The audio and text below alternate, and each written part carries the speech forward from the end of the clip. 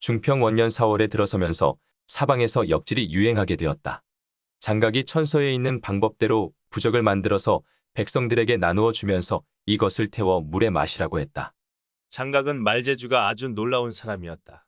가짜 약을 먹어도 인간의 뇌가 반드시 낫는다고 믿으면 진짜로 낫는다는 현상, 이른바 플라세보 효과다.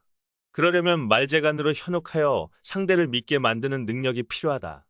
여기에다 무지몽매한 백성들의 입에서 소문에다가 아주 더 많은 것들이 보태지면서 천하 각지로 퍼져나갔다.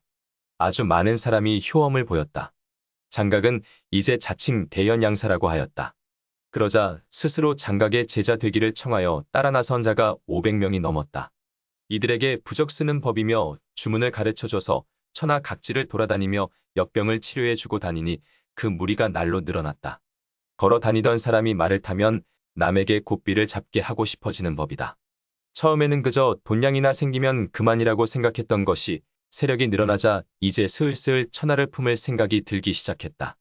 이에 장각이 36개의 방을 조직하였는데 조직이 큰 대해방은 그 수가 10,000명이 넘었고 작은 방이라도 6천에서 7,000명은 되었다.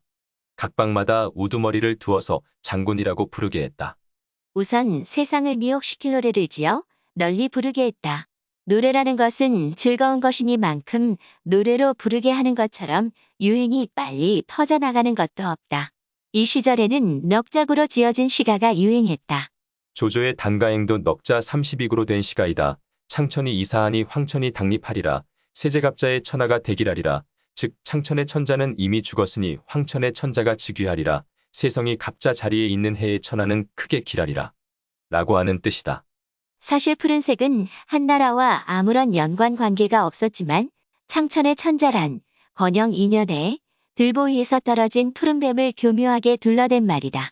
그러나 한번 유언비어에 씌워진 백성들은 그런 것 따위는 알 바가 아니었다. 황천의 천자가 즉위한다는 것은 오행설의 근거에서 지어낸 말이다. 한고조 유방은 자신의 권위를 신성시하기 위해서 흰뱀을 죽이고는 적재의 아들이 백제의 아들을 죽였다고 소문을 냈었다. 그래서 장기짝에도 한나라는 붉은색으로 쓴다. 오행의 상생 원리에 따르면 화생토, 즉 붉은 색깔의 화는 노란 색깔의 토를 낳는다. 붉은색은 방위로는 남방이고 화에 해당한다. 노란색은 중앙이자 토에 해당한다. 즉 한나라는 불화자 화덕의 왕이라고 알려진 것이다. 그러니 오행의 순서상으로 이제는 흑토자 토덕의 왕이 나타난다고 했으니 오행설을 이용해서 그럴듯하게 둘러댄 말이다. 신선 사상을 추종하는 사람들을 도교 혹은 황노지학이라고도 한다. 황제 헌원 씨와 노자에서 한 글자씩을 따다가 붙인 사상학 바이다. 한고조는 말 위에서 천하를 거머쥐었지만 제멋대로인 공신들을 다스리기 위해서 분석행유일에 사라진 유교의 전적을 긁어모아 때로는 조정에서조차 칼부림을 해대는 난폭한 공신들을 예로서 다스릴 생각을 하지 않을 수가 없었다. 자신은 유자들의 건을 빼앗아 오줌을 눌 정도로 유자들을 지극히 혐오했으면서도 말이다. 그러나 여태우를 비롯한 황궁의 여자들은 아직도 황노의 신봉자들이 많았다.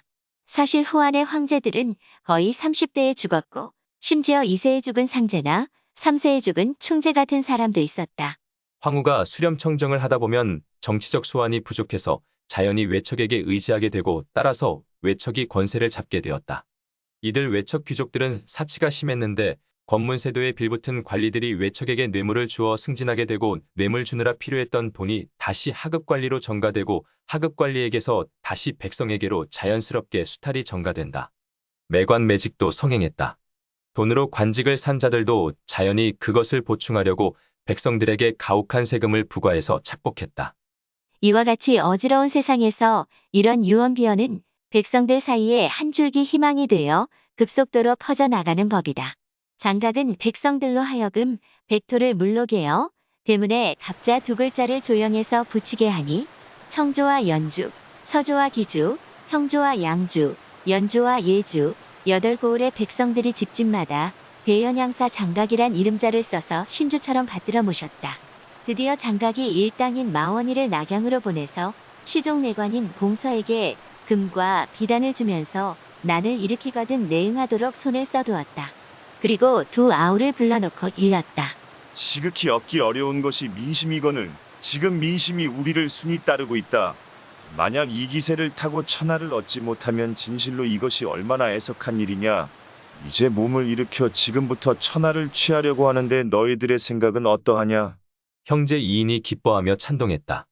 잘 되면 황제의 아우가 되는 것이다.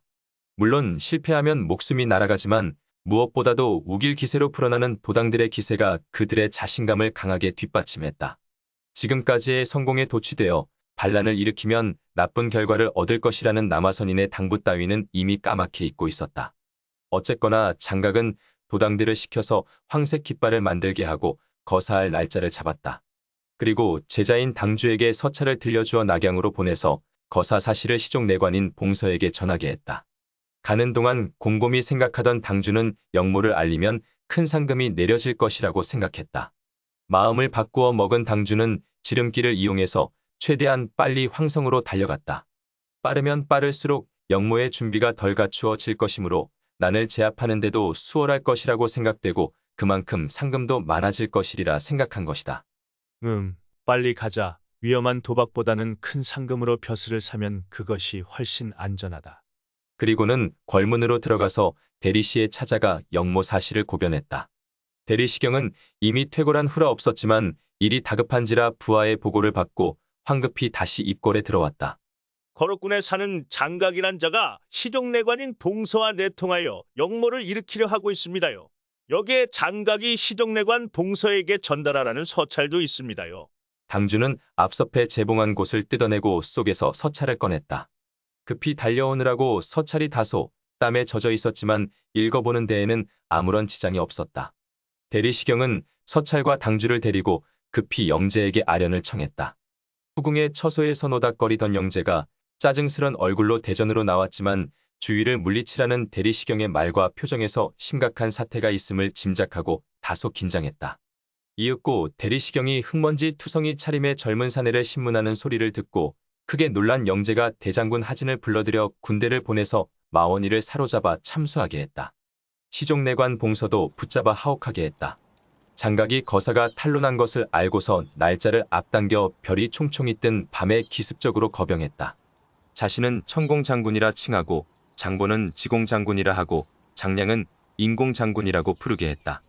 천시인 하늘이 돕고 땅이 돕고 사람이 돕는다는 것을 천명해 보인 것이리라. 밤중에 도당들을 큰 들판으로 불러 모았다.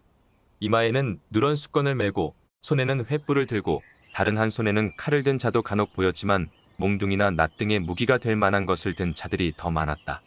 날짜를 앞당기는 바람에 무기가 부족했던 것이다. 누런 깃발을 든 기수도 있었다. 장각이 하늘에 제사를 지낸 뒤에 흙을 긁어모아 만든 단 위로 올라가서 큰 소리로 반군의 의기를 북돋웠다. 지금 한나라의 운은 이미 다 쇠퇴했다. 이런데 성인이 세상에 출현하여 백성을 도탄해서 구하여 너희의 삶을 편안하게 하리니 너희는 마땅히 천명을 순히 받들어 하늘의 바른 도를 쫓는 우리 태평도를 따라 만세토록 즐거움을 누리도록 해라. 라고 하니 사방의 백성들이 이마에 누런 두건을 두르고 장각을 따라서 반란에 가담한 자가 4, 50만이나 되었다. 비록 도적의 무리지만 세력이 잠옷 호대해졌다.